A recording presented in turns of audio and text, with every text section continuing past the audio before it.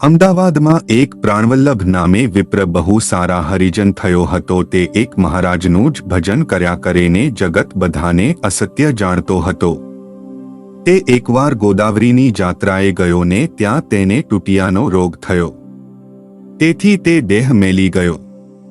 ત્યારે મહારાજ તેને તેડવા આવ્યા ને વિમાનમાં બેસાડી અક્ષરધામમાં લઈ ગયા. પછી મહારાજે તેને પૂછ્યું, તને કાંઈ ઈચ્છા રહી છે?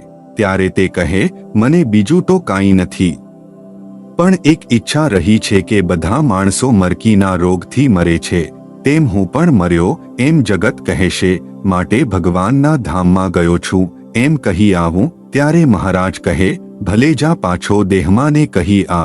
પછી તે દેહમાં આવ્યો ત્યારે તેના દેહને સ્મશાનમાં લઈ જઈને ચિંતામાં ખડક્યો હતો.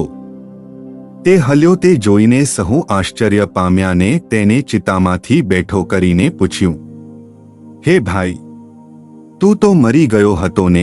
ત્યારે પ્રાણવલ્લભ કહે, હું તો સ્વામિનારાયણના અક્ષરધામમાં ગયો હતો, પણ મને એક સંકલ્પ રહ્યો છે, તે તમને કહેવા સારું આવ્યો છું. તે શું? તો આ સમયકાળનો જબરો રંગ વર્તે છે. તેથી હજારો માણસ મરી જશે. માટે તમારે જીવવું હોય તો સ્વામિનારાયણનું ભજન કરો ને હું હવે ધામમાં જાઉં છું, માટે તમે સહુ તાળી પાડીને ભજન કરો એમ કહી પોતે ધૂંચ કરી દેખાડી.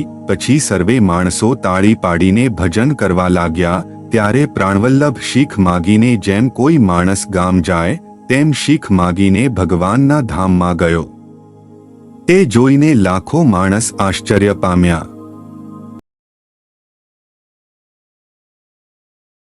જય સ્વામિનારાયણ.